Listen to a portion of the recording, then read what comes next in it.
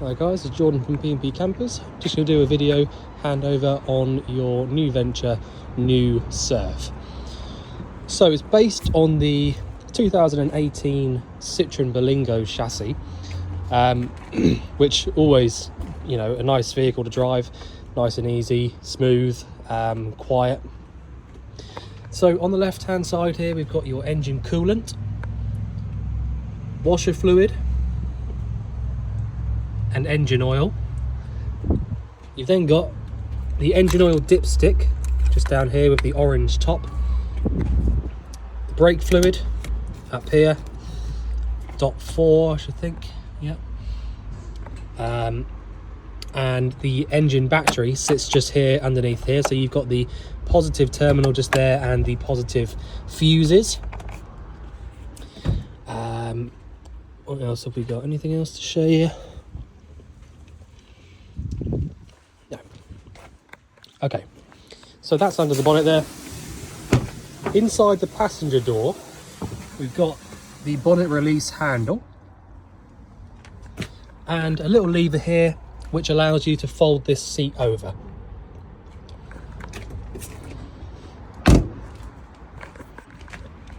The diesel filling point for the vehicle just here. You will need the ignition key in order to open this up, and the AdBlue filling point is there as well.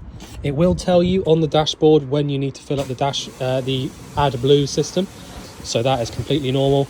And you know, you haven't got to worry about that. It's just that when it tells you to do it, fill it up basically. Freshwater filling point comes off nice and easily from there, like so. And next door to that is your freshwater draining point.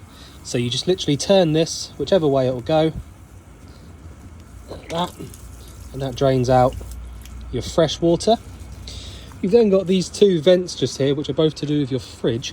So if you have got the fridge lit up on gas, you should feel warm air coming out through this top right hand side of the top vent. Then we've got the gas locker. So the gas locker is properly metal lined with the correct dropout holes. So the dropout hole will be underneath the bottle there. You've got space in here for two of these 6 kilo propane bottles if you should want two of them. Anti-clockwise around to the left turns the bottle on, and clockwise around to the right turns it off. You need to make sure that you switch that gas off before you start driving as well. It's really important. So the electronic step comes out from the switch here.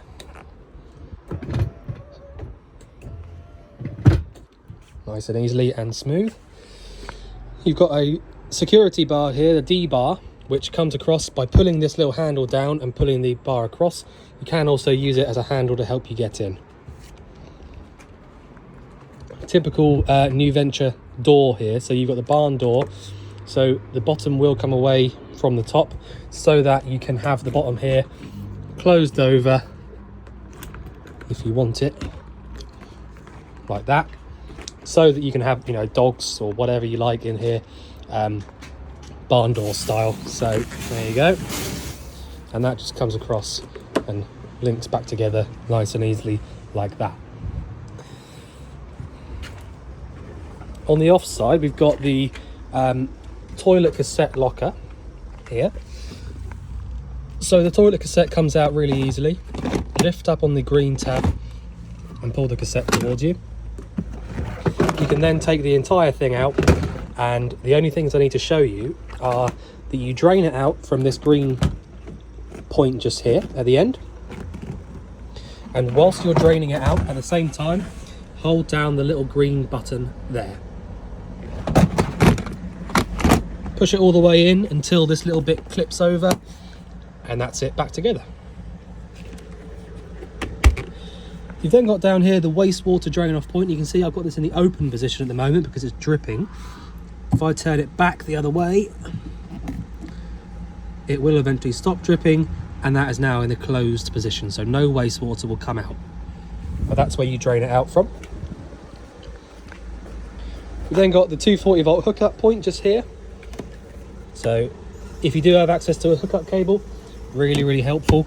It means that any 240 volt appliances in the vehicles, such as your battery charger, the boiler works on the mains as well as gas, and the fridge, you can use all of that on the mains or the gas. It's completely up to you. And then you've got the boiler vent just here as well. So anytime you've got the boiler lit up on gas, you will feel hot air pumping out through the bottom of here. Right, in the cab itself, you've got a nice high spec in here. In fact, well, very high spec. When I went to collect this vehicle, I was told by the previous owner that what had happened was he sourced this vehicle for New Venture himself, because he wanted the higher spec cab.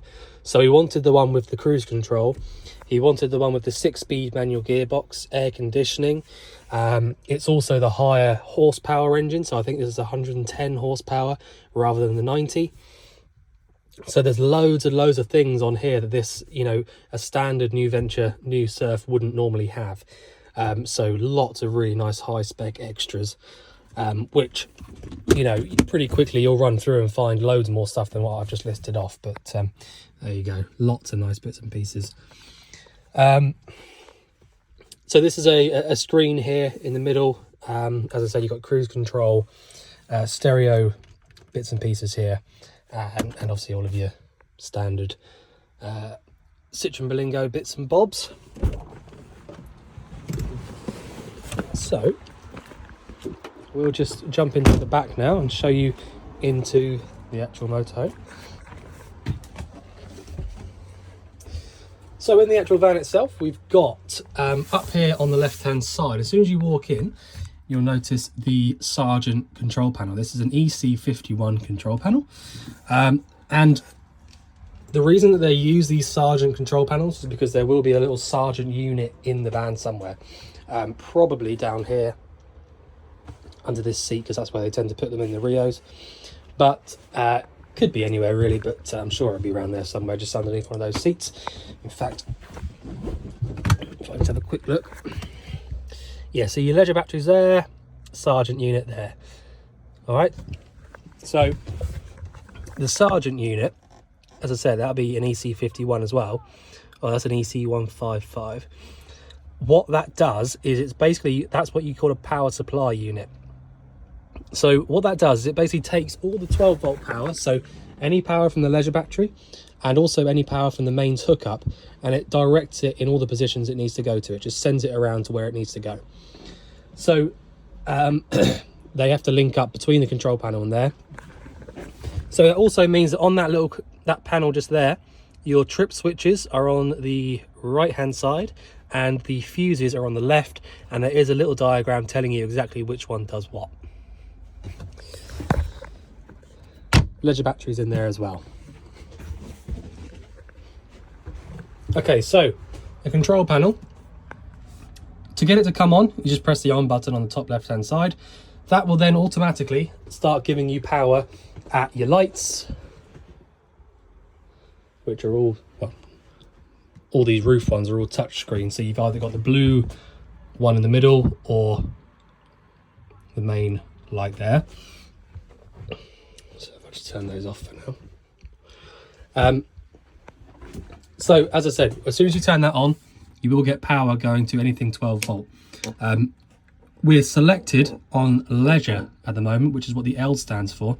If I click on vehicle here and turn the lights on, what's currently happening now is these lights are being powered by the engine battery, all right, which we definitely do not want. So we'll go back on there. It tells us the voltage in the battery, and that's it. We leave that alone. We've then got the pump switch here. So I've got the pump in the on position, which then allows us to get good pressure at the tap.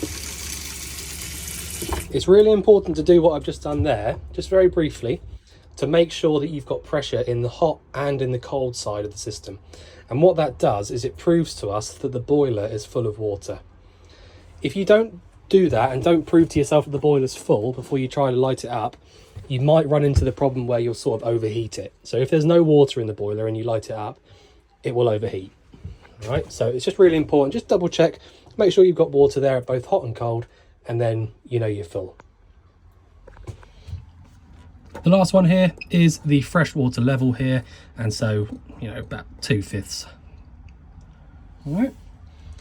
You've got these two switches just here, which are for various things really. I mean, you've got lots of different light switches around the vehicle. But to be completely honest, they're all kind of bits and bobs that you'll find, you know, you'll work these out for yourselves. These little switches, you'll find lights that you do like, you'll find stuff that you don't like, and, you know, eventually you'll just work out which ones you do and you don't want on. Okay, so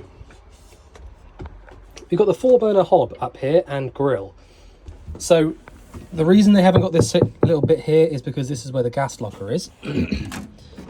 The grill, in all honesty, doesn't look like it's ever been used because it's still in its original packaging. It does tell you on here, but you have got this little heat deflector here. The reason they ask you to use these is because after a little while of using the grill, if you don't use that, what will happen is these little knobs here will start to melt. So just, you know, pull those out just so that you stop that from happening, basically. So you've got an ignition here for all 4 burners and the grill. I don't tend to run through how to actually light these up because it's just the same as any household cooker, if I'm honest. It's just as easy. But there you go. Right, so the sink here has got the little draining board section there.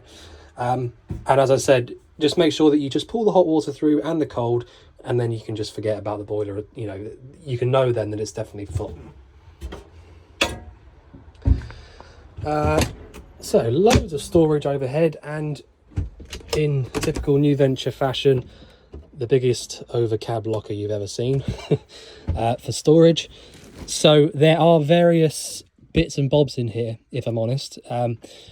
You've got lots of nice bits and pieces that the previous owners left for you. So you know, you've got the original winter covers for the fridge vents, extra cushions, infill cushions for making up the bed, non-slip mats, table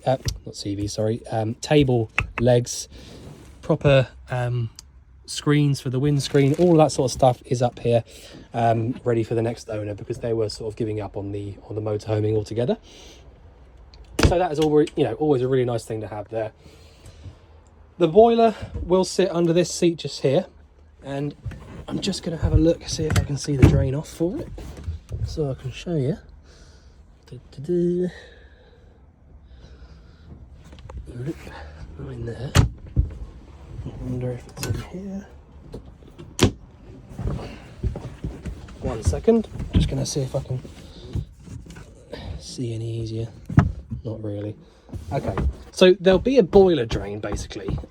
Now, by doing what I've just shown you there at the sink, proves to you that the boiler is full. So if it comes through nice and clear on the hot side and the cold, you don't have to check it. But if it doesn't, if it comes through, you know, all coughing and spluttering and stuff, you just need to make sure that the boiler drain is closed, and that'll be under this seat just here. I can't get it open with one hand is the only trouble.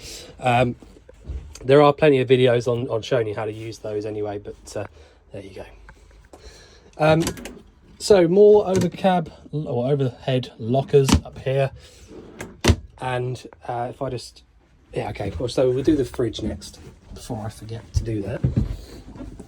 So the fridge is here, Dometic fridge. So you've got a 3-way fridge here. So the fridge works on mains electric, which is this one here, 12-volt electric, which is when your engine's running, and gas at the bottom. So if we had the electric hookup plugged in at the moment, I would select 240-volt electric or electric hookup and leave it alone. That's it. That's all you have to do. Because we don't have the electric hookup plugged in, but we do have the gas on, I have to go to the bottom here to select gas and then do a little sequence over here on the right. So you'll notice on the right hand side we've got this little gauge here, which the orange bar is down in the white section. So all you have to do to light it up is press on the igniter switch and press in on here at the same time, and watch that go up into the green. So it's going up now. I can let go of the igniter now, but I'm going to hold on to this little valve.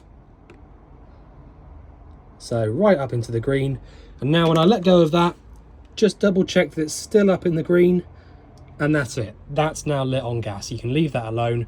It will do its thing and get cold. Okay. So if you watch now as well, if I just turn this back to 12 volt just to get it off the gas, if you watch the gauge, straight back down to white, and that's telling us that it's off. The gas flame is now out. Right, so the other way to use this fridge, like I said, is 12 volt here, which is when your engine's running. And so what you have to do is you have to basically pre-cool the fridge before you drive off, either on the gas or on the mains. And the reason that you have to do that is because the 12 volt isn't really powerful enough to get the fridge cold by itself. So if you're going to go away tomorrow morning, I would recommend hook the van up overnight and leave it on the mains hookup section there. And then by the morning, all you have to do is switch over to 12 volt and drive off, and your fridge will be cold. If you don't have access to a hookup overnight, you can use it on the gas as well. Just like that. And same again, either overnight or for a good couple of hours, and then switch over to 12 volt for whilst you're driving. That'll basically keep the fridge cold whilst you drive, and when you get to where you're going, you can switch back to one of the other two. Easy as that. So the 12 volt function on the fridge actually works from something called a split relay or a split charger. And what that does is it basically draws power from the engine, charges up the leisure battery whilst you drive, and also sends a little bit of 12 volt power back to the fridge here so that you can keep it cold, which is what this function actually is. So that's the reason why it will not do anything at all here until you start the engine up, because the engine actually physically gives this power. All right, so that's how you use the fridge on the 3 different ways. Now the bathroom, I'll just jump out of the way. So quite a clever little compact bathroom here. It was, a special order, this one. So you've got the little bit of storage up here. The drop down sink, which you will notice when I fill this up with water, there's no drain. Don't panic, that is normal. Lift this up very slowly and pour it down the back. So basically, either on both corners or just one, there'll be a drain just down here, which takes the water from this sink here and drains it into the waste tank. The toilet, nice and simple as well. So you've got this blue button here. Press on the blue button and it will pump the water around to flush. Pull this handle out that way to drain it into the cassette, and then push it back. And the last thing is the shower. So the shower is completely just hooked up to there and comes up to this point up here. And you will have to take the little bit of carpet out there to use the shower, because that's your shower cubicle. You've got the curtain there for it. So it's all there, all working nicely and draining away into the waste tank properly. Little wardrobe there with your full-sized table just there. You've got a 12 volt and 240 volt socket just there. So really, when New Venture were building this vehicle, they were probably expecting you to have the just pull this piece out, probably expecting you to have the TV here if you are going to have a telly. That's why they're giving you those 2 sockets there, so you can have it up here on that bracket. Obviously you can have a TV wherever you like, but having those 2 sockets there is helpful. And then you've got the Truma iNet Ready system. So this is your boiler.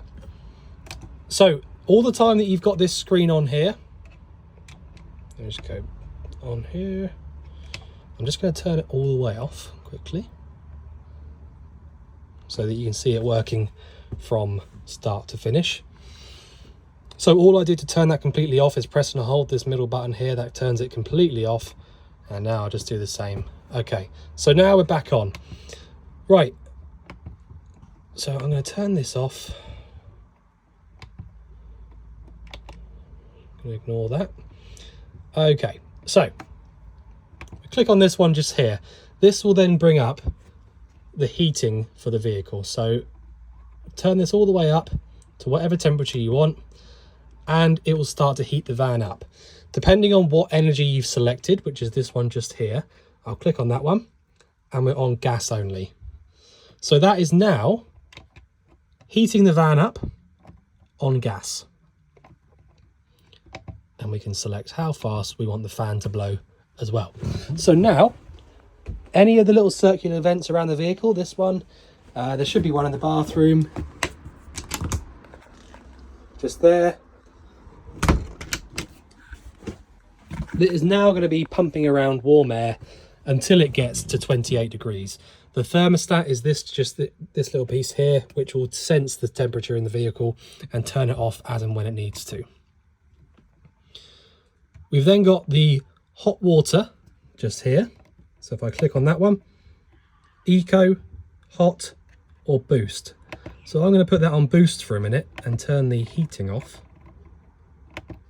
So now it's telling us we've got the hot water on boost on gas.